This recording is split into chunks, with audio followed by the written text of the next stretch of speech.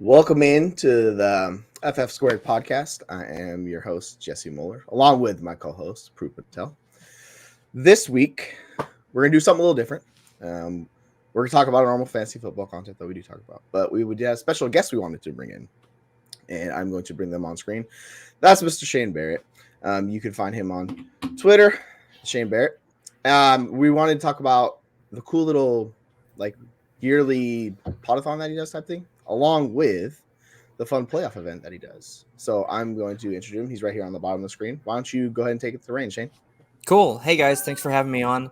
One or both of you was on the podathon last year. I know Jesse was. I can't remember if you were or not, Prue, because there's always a time period where I take a little bit of a break so I can actually eat dinner and be with my family during the podathon. So you may have come on during that time period, but yeah. So I do a podathon every year. I think I'm going on year 3 out of 4. For the podathon. And so basically the whole goal of the podathon is to raise money for the Alzheimer's Association. And that is what my charity tournament, Polly's Playoff, is for. So every year the Alzheimer's Association does a walk to end Alzheimer's. You can actually it's free. You can register for your own walk and set a fundraising goal, or you can join mine. Ours is for the Greenville, South Carolina walk. So you don't have to be local to join the team either. You can just join the team. Even if you're in Pittsburgh or Cleveland or California, wherever you are, you can join our team. I'll probably do. Last year, I think I did a contest at one point for joining the team. But then ultimately, so Polly's Playoff is to help end Alzheimer's because it's one of the top 10 killers in the United States. It's the only one without an official cure. Now, the good news is the stuff that we've been doing with Polly's Playoff and obviously the walk to end Alzheimer's, they actually are just releasing just got FDA approval, I think, on a drug for Alzheimer's. So what we're doing is working and it matters. So ultimately, the Polly's Playoff Tournament is our main fundraiser for our Walk to End Alzheimer's team.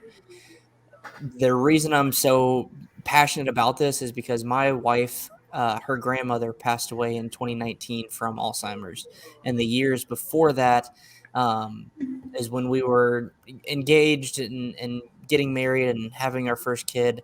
So we saw just kind of the fall of her mental capacity because of the disease. And my I would say my biggest memory, because I obviously didn't have the full lifetime with her, and that was the hard part for me, was watching my wife and my father-in-law and my mother-in-law see the person that they loved kind of deteriorate. And that was the hardest part for me. And I know it was even harder for them. But the memory that I have that it's like, dang, I miss Nana or Polly, is every time we would go out to a Mexican restaurant, I'd get a beer. And she would tell me the same story every time about how when she was a teenager, they gave her beer to help her gain weight. And at the time, it was annoying because I was like, I've heard this story 17 times. Mm-hmm. But now thinking back on it, I'm like, I wish I could go have a beer and have Nana tell me that story because I miss her. And so I know it's multiplied tenfold for my wife and my father-in-law and whatnot. So I feel like I've been talking for a while, so I'll say, what questions do you guys have, or what do you want me to talk about with Polly's? I was actually curious. So if someone does sign up for your team and they are not local, say they live in California or something, are they still able to walk at one of their events? Yeah. Okay, cool. I just want to make sure that people are able to get involved as much as they can because it's a really cool cause and a fun charity. I love what you guys are doing. Thanks. Yeah, so you can be located wherever, and again, register on our team, but then find when and where your walk is, and go participate in that too. Perfect. Yeah, because we'll link it in the description in the comments as well. So if anybody's watching and they want to join, they'll be right there. They can happily join the team. I think I did. I'm not 100% sure because my memory sucks most of the time, but I did. I think I joined up for your team.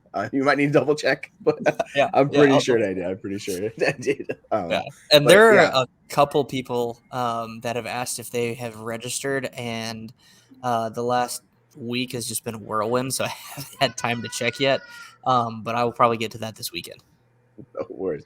Yeah, and why it connects with me because I have a similar story where my wife's grandmother, who I actually never met, she died right as I was meeting my wife back in 2012.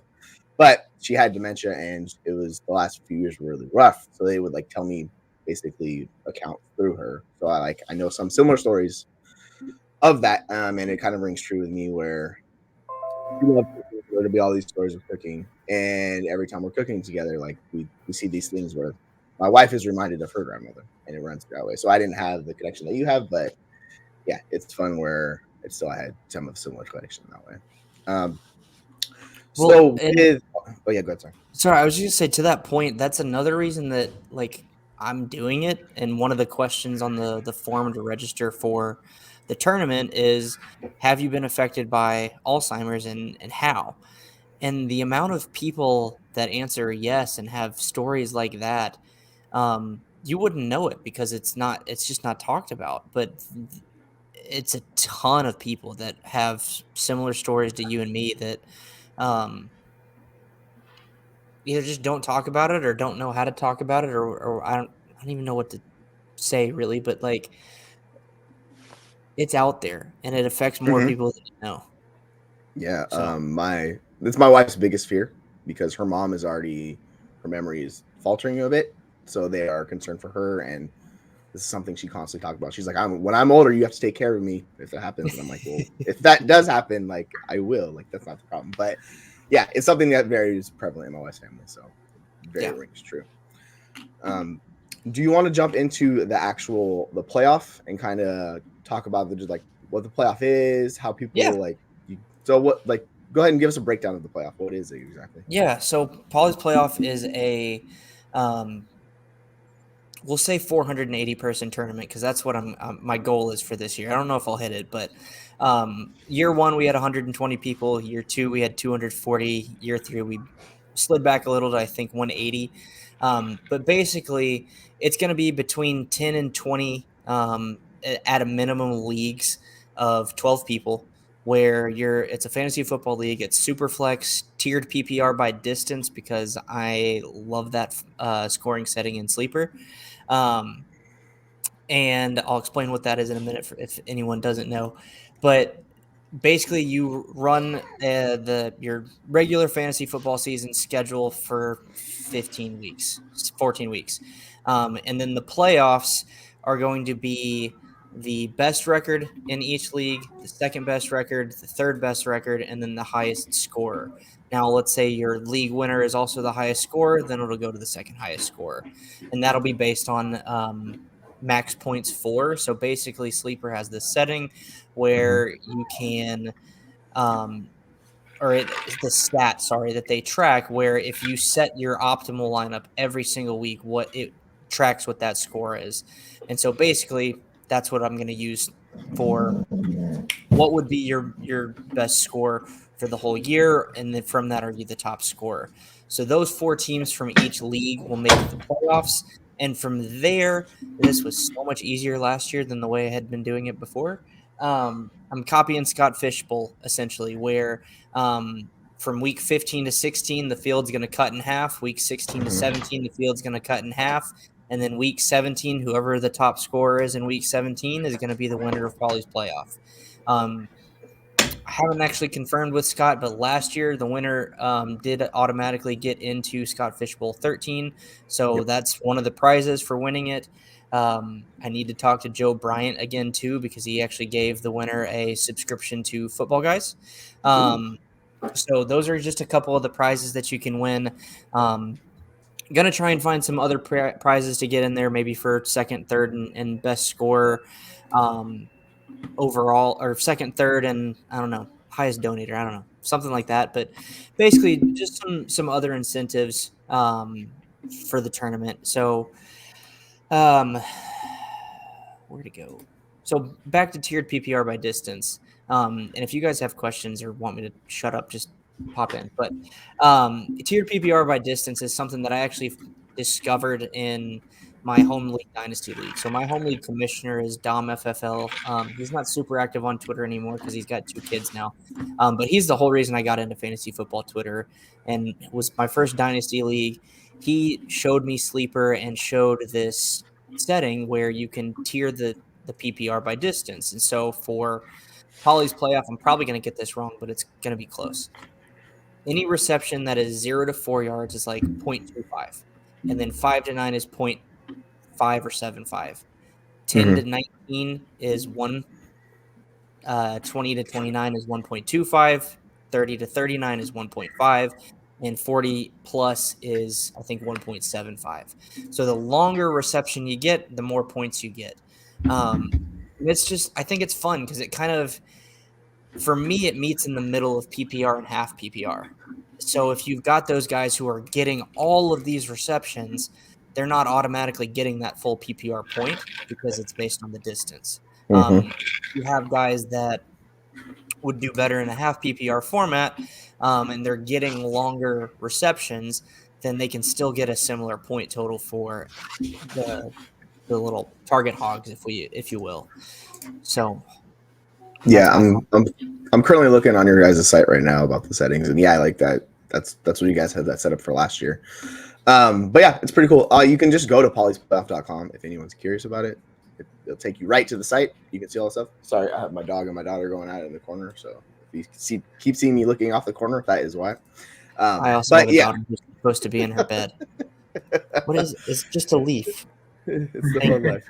Yeah, right, exactly. So yeah, she's my daughter has managed to strip off all of her clothes at the moment. So yeah, she's running around naked in the house. So it's fun. Nice. Let me tell you. But yeah, Prue, have you been in the Polly's playoff? I have. Last year was my first time, and I really enjoyed it. And actually, I think the tiered PPR based on yardage is also one of my favorite formats in Sleeper. I try to utilize it wherever I can, and I wish my home league would do that, but it's on Yahoo, unfortunately, and they don't feel like going to Sleeper. Oh no! Yeah.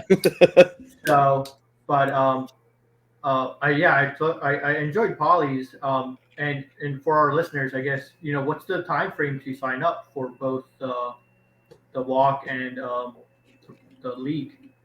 So the walk is going to vary by location. So I think the Greenville walk, I want to say is in either late September or early October.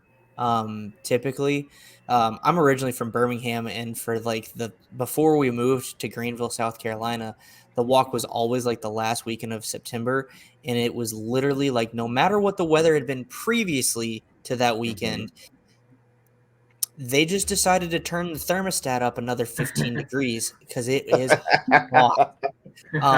So we have not had to deal with that here in Greenville. It's usually a lot more temperate temperature. So you guys can sign up for the walk up until the walk. I think you can even sign up at the walk. And then for Polly's, I probably need to have that wrapped up by the end of this month. Simply because A, I'm closing on a house, and B, I've got to have enough time to actually get invites out and make sure that the leagues get filled in time. So, and then typically the first Monday in August is when I will do the podathon, and that podathon is also the start of all the drafts. So I'm confirming that date real quick. Might have to be on Tuesday this year because we're closing on the day that I would run it. So that might be a little difficult, yeah. Yeah. So typically it would be on Monday, August 7th, but I may push that to the 8th. That way there's plenty of time for the drafts, like if there's any slow drafts, to have the full length until we get up into the NFL season. It is a slow draft too. It's an 8-hour clock with an overnight pause. And that's just to accommodate for life, people in different time zones, and work. So we do have last year I tried to make basically an all across the. Oh, we lost him. No worries. That happened. I was recording a show actually last week, and I had the similar problem where my mic wasn't connected, and I was talking for 20 minutes, not realizing and people in the comments, I didn't see the comments. So they're like, "Hey, you're muted," and I looked over and I was like, "Oh no!" So I had to do everything all over again. I was like, "Yeah, that was fun." My wife's like, "What are Oh. you doing? It's been an hour plus." I'm like, "Yeah, I know, I'm an idiot. I'm sorry. It's life gets in the That way is life. sometimes." That is life. Yes, very much so.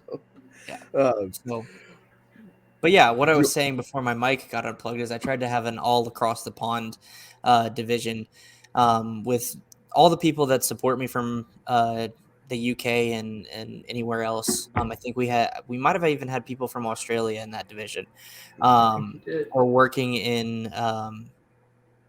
There was one person who I think was actually from the States, but they were working in Africa at the time. mhm. And so they were in that division too. So, but yeah, I try to mix up the divisions, get people playing with different people because honestly, the other aspect of this was all inspired from Scott Fish. So I was in Scott Fish Bowl for the first time back in 2020. Is that right? 2019, maybe. I don't remember. So But it'd be like anyway, Scott Fish Bowl 10. yeah, it was Scott Fish Bowl 10. And I was in Scott's division for the first time. For my first time ever in Scott Fish Bowl, I was in Scott's division. It was super cool. He was super nice to the whole division, obviously, because he's just the salt of the earth, nice person. And through talking, I was like, I've got a platform at this point. I had like $3,000 or $4,000 on Twitter. Whoop-de-doo. But I was like, that's enough that I can make an impact. And so I did. I started Polly's Playoff to try and help raise money for the Alzheimer's Association, but also just give people another place for community. So I try and switch up divisions. I don't go as far as Scott with a theme. I may break that out for year 5. I may go with a theme. Try and partner with people for shirts and Avi makers and stuff like that. But right now, no theme. But once you got encouraged group chats, I think I started to try and do like a pick chat with people that were picking from the slot that I had chosen last year. So I want it to be similar to Scott Fishbowl. I know it'll never be Scott Fishbowl because he's awesome. He's been doing it for years. Right. I also don't know if I could handle that much. That's why I'm kind of capping it at 480 people this year. Because 240 was nuts, but I've implemented some systems and I think I've got some help too from the team at Roto Heat to get some stuff done. But yeah, that's the whole point. It's just community and charity. So, yeah, that's like the staples of any of the charity events that we're all in. Like it's people that love fantasy come in to help each other out, and that's what makes it great. Like I know Scott Fish is the biggest one, but there's so many different charity events and so many things, and I love your charity event for what you guys do. So it's really fun to run into people, find what they're passionate about and what they support, and help them out any way if we can. I mean, that's one of the things you kind of see in this fantasy football community. It's like people aren't like, oh my God, another charity league. They're like excited, right? They're not saturated. They're actually very excited. And new charity leagues come out every year, and people are just joining them as soon as they come out because, one, they love fantasy football and then they love giving to charity. So it kind of combines what most people love. At first when I was trying to do my whole lineup thing, I thought, oh, look at me, just be another small fish in the pond. But the reception you get is amazing. And I think a lot of people, like you said, connect with your cause in their personal life. So I think that personal connection definitely helps as well. And I think, this year we definitely need to get a lot on Saints' plate and get 480 in 2 weeks, people. We got 2 weeks. Let's get that 480 number. Let's do it. Well, he might get overwhelmed, but we can always help him out with some of that stuff if he needs it. Because my life's pretty hectic, but I could happily throw in some time and effort of whatever you need. So if you need some help, I'm happy to help you anyway. So we're at 141 right now. Nice. Not bad. So Not bad. I would be cool with doubling, 240. That's the minimum that I think I want to hit. 240. 480 is pipe dream, especially at this point. Right. But 240 would be great. That'd be 20 leagues again, and gets more people into the playoffs. So, So how would if you hit 240, would it be how many total people would make the playoffs, and then how many would it drop off to each like round after that? Now you're asking me to do math. It'd be 80 I know. people. 80 people 80? make the playoffs, Okay. and then it cuts in half each week. So it'd be 40 in the next round, and then 20 for the finals. Perfect. And then the final round, is it basically just the top scoring team would make it Yeah. out? Is that Yep. Okay, perfect. I think an interesting tweet out there should be. I think I can sign up for this, and let's do this. Where if Sane gets 240 people, I match $240 for donation. If he gets 480 people, I'll match $480 for the donation. And I appreciate that. That would be think- really cool. Yeah, I think we should tweet that out and see if we can get to that 480 number. I think that would be amazing. Having I think what is that? 40 divisions? Yeah, it'd be 40 divisions, Yeah. which would be nuts. So then it would be 160 people making the playoffs. Ooh. Ooh. And then Yeah, 80 I and like 40. Yeah, nice. I like the sound of that. I'm fully on board. Like, it might be a little chaotic, but it would be a lot of fun too. So It would be. yeah, let's do that. Cool. I know. I don't know if you covered this, but to join the league, do you it is a necessity to donate, right? Or is it more like Scott Fishbowl where?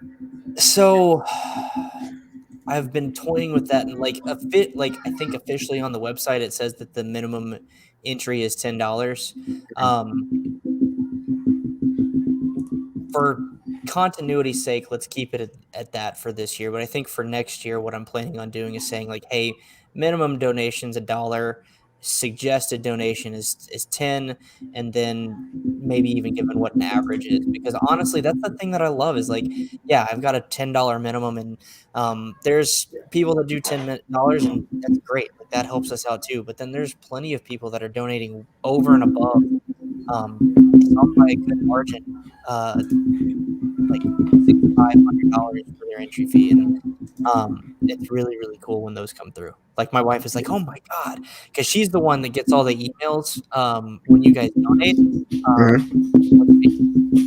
It's part of our problem from an organizational standpoint, but also it keeps her happy. Like, okay, we're making progress towards our financial goal for the fundraising.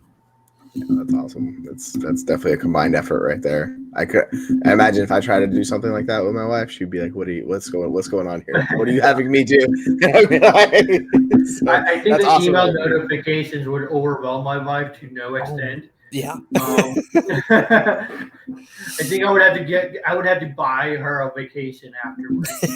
I mean, you gotta do what you gotta do, right? So oh, goodness gracious. All right. So I know we've talked about polys. You want to talk about a little bit of fantasy? I know we each have a favorite team that we can kind of use input from each team's. Yeah, of course. And maybe kind of twist the take to the tiered receiving points. Yeah. Cool. So I'll go first. So just so the audience knows that I'm a Ravens fan, Saints a Panthers fan, and Jesse is a Seahawks fan. So I have a fun twist for you, Drew. Okay. I'm actually also running currently a March Madness style tournament via Twitter polls to help me pick my favorite team. I saw that. Yeah, I actually retweeted that. Yeah, I forgot about that. So I will explain why. So my mom's side of the family is from Kenosha, Wisconsin. So they're all Green Bay Packers fans. My dad was born in Dallas, and his dad was a Cowboys fan, and my dad is a Cowboys fan. So I've always kind of rooted for both of them. And then growing up, I always just kind of followed my favorite players. So when I was a kid, it was Peyton Manning. So I was actually a Colts fan. And then when he moved to the Broncos, I was a Broncos fan. So then my favorite player now, and some people are going to be like, Shane, what is wrong with you? You went from Peyton Manning to this guy, is Baker Mayfield. And that was just because, like, senior year for Baker, might have been my senior year in college too, or close to it. But I just identified with him. He was an undersized guy with a chip that played with a chip on his shoulder. That's kind of how I've been stuck playing basketball my entire life too. So I just related to him and kind of loved the fire that he played with. So when he got drafted to the Browns became my favorite football team. And then when the Browns decided to, go to the dark side and get the Deshaun Watson sweepstakes, and Baker went to the Panthers. I went to the Panthers, and it made sense too because the Panthers are only about an hour and a half, 2 hours from me in Charlotte, and their training camp is actually held in Spartanburg, South Carolina, every summer, and that's only like a 45-minute drive. So last year we actually went. I got a hat, got it signed by Baker and DJ Moore. So Very nice. I've got a Panthers hat signed by Baker and DJ Moore. So, but this year I was like, I'm done with this. Like I got to pick a favorite team, and I'm going to stick with it. I'm going to let Twitter help me a little bit. I think I have actually settled on one in my mind, so I'm hoping they actually win the tournament. But going through Twitter polls and seeing who's going to win the Twitter poll. So the Packers and Cowboys actually, I haven't updated it for the next round. I don't think the Packers or Cowboys made it out. Yeah, I'm looking right now, and the Lions absolutely smashed my Seahawks. It was like 92-8. I was like, okay, people just love the Lions nowadays. They're the new it team. So I was like, yeah, that looks like a strong choice. Are they the overhyped team? Probably. Yeah. So maybe we follow your Bakers and we talk about the Bucks instead. Okay, I can do that. Until you have a team. All right, so I'll talk about the Bucks. Shane will talk about the Seahawks, and Jesse will talk about the Ravens. A buy and a sell, but it has to pertain to the tiered PPR, tiered wide receiver PPR, or tiered PPR. Sorry, it could be any player. Okay. All right, I'll go ahead and start. I think this is pretty easy for me with the Bucks. You made it really easy, Shane, for me. My buy is Godwin. And I know people are like, with the tier PPR, the longer passes get, more points. But the quarterback situation, Baker and Trask, I think they're going to be very inefficient, especially in those difficult throws down the sidelines and with a higher ADOT. So I think they start leaning on Godwin a lot more. So I think he's going to be a PPR monster. And then you just tack on the bonus for the short yardage, and I think he's just going to eat up all those underneath routes and sort of be the security blanket there. And I think Godwin is the play there for the Buccaneers, especially in this format. Even though Evans is a deep threat, I think Godwin performs a lot better just due to the accuracy concerns from the quarterbacks. And then Evans is my sell just because of that. I think he's going to have boom and bust weeks. And this, Poly not being a best ball and redraft leagues aren't best ball, I'm definitely going signing away from Evans. He's an alpha wide receiver, and he can make the contested catches and make the quarterback look good. But, it's a tall task to make either Mayfield or Trask look good. So yes. I'm leaning on the easier completions in Godwin in that situation. I like that. That's a good call. Shane, you want to do your two team or your two players from your team? Yeah. So I've got the Seahawks, right? The tiered PPR. Mm-hmm.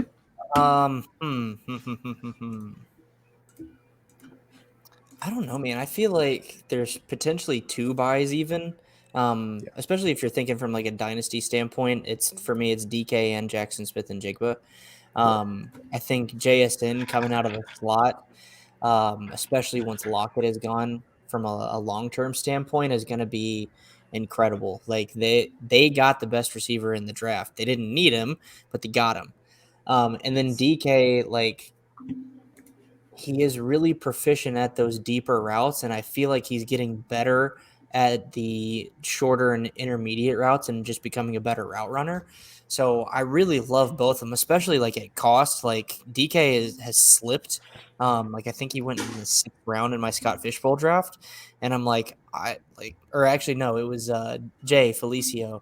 He got him in the 6th round of his draft, and I was like, oh my god, that's really good for DK. Because I think DK's got easy wide receiver 1 upside, not the wide receiver 1, but top 12. And then JSN from a long-term standpoint is going to be just as good and potentially better just because he's going to get more volume, I think, in the long run. The sell then for me, I can't even sell Tyler Lockett. Like it doesn't feel right, but that's what we'll go with. Just because I always think in a dynasty mindset. So if this is more redraft focused, I apologize. But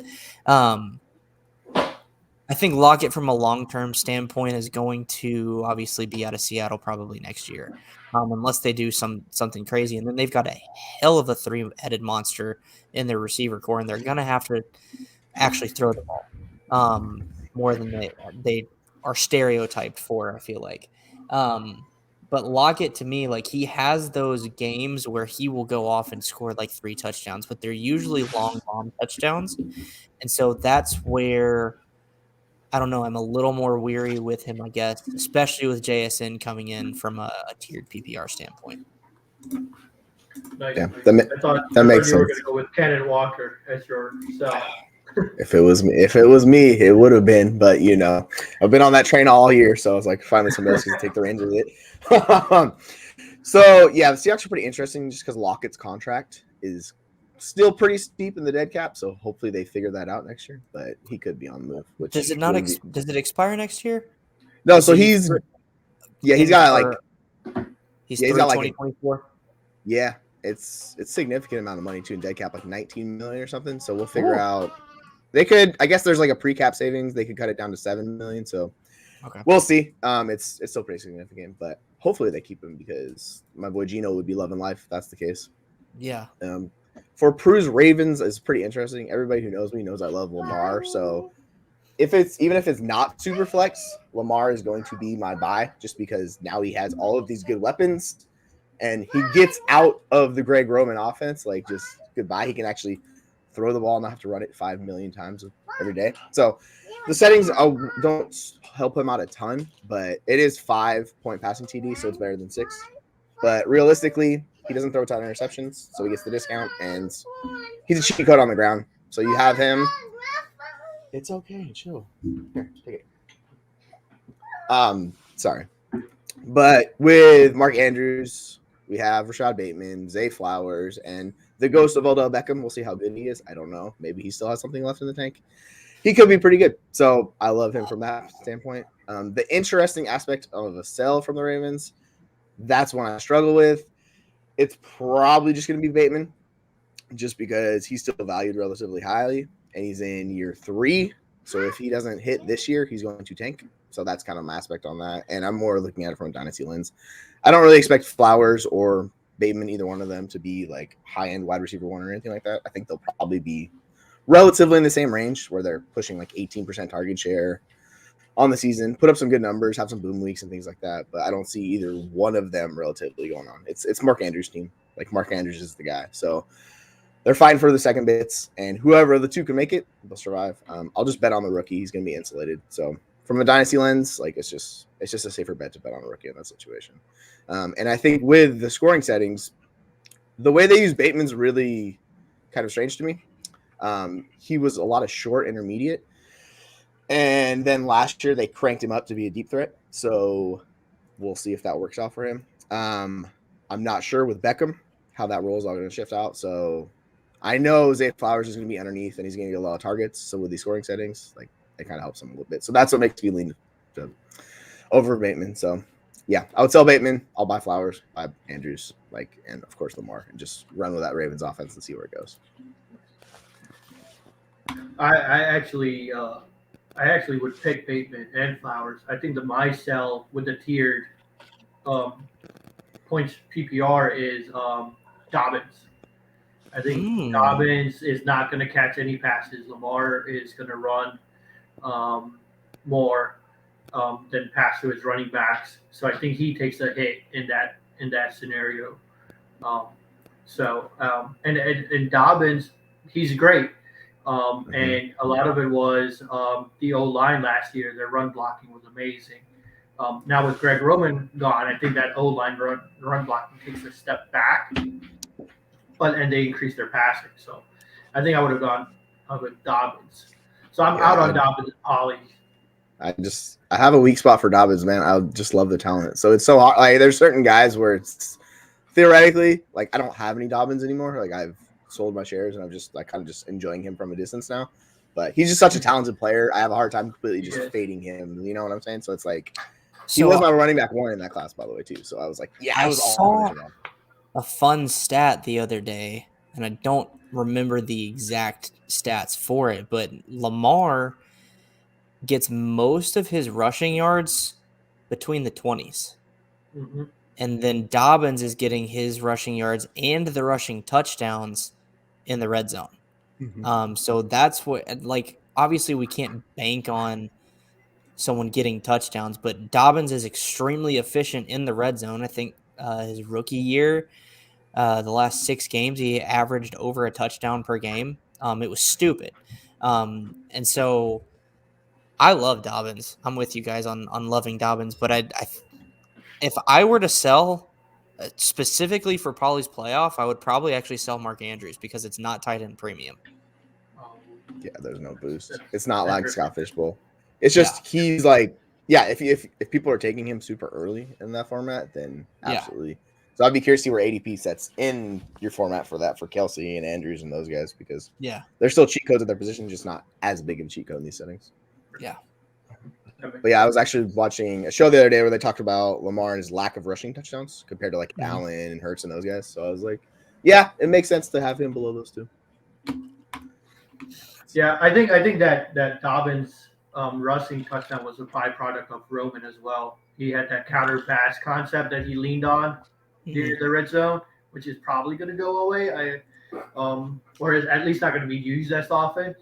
But it's an interesting time as a Ravens fan. I'm excited to see where it goes.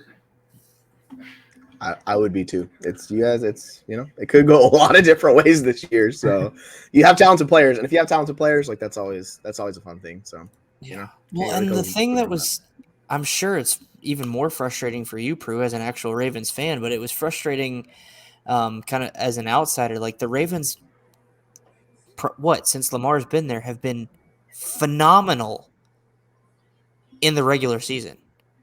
And then they get to the playoffs, and it's like they change their offensive concept or something and stop doing what got them so many wins in the regular season and switch to something else that doesn't work. I'd never understood it. Yeah, I don't know. I don't know what's it with Harbaugh changing it in the playoffs. I think he's trying too hard to outsmart his competition at that point. But like last year, we should have had that game against the Bengals in the playoffs. Yeah. But we leaned on the running backs way too late in that game. So yeah, I remember Lamar said he was watching the game and when they did the turnover at the goal line, he like threw his phone and just like walked out the room. And I was like, yeah, I could be pretty frustrated too. I could understand that. It's just like, oh yeah, it's a fun time of being a fan, right? It's like so I think Dobbins had like 13 carries that game, and I was like, what?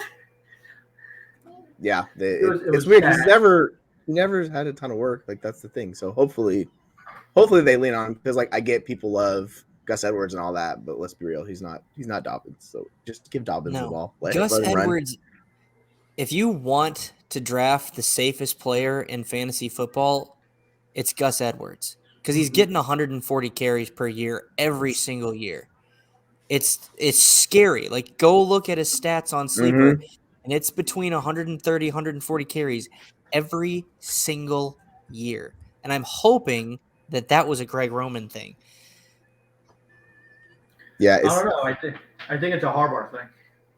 Is he okay? I haven't heard anything on like Prue, have you heard anything on Edwards? Because I've heard next to nothing off of him. Like he didn't play last year. Or like he played part of the year. But like he still has that injury and I have no idea. Yeah, a lot of focus is 140 on. carries.